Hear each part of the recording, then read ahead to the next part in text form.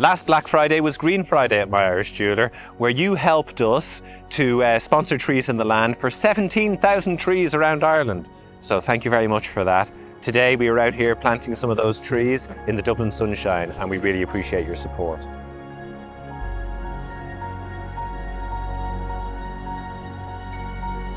So today we're planting alder, birch and Scots pine. There's going to be a few thousand here in the end, creating a shelter belt for a new housing development.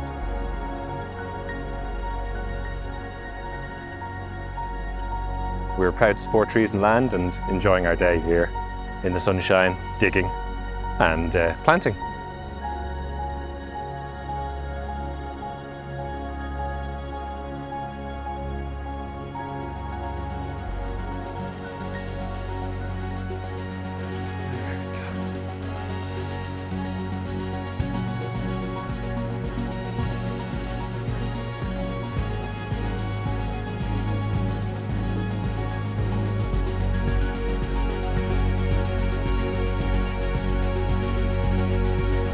Ferma Hugot, Slán.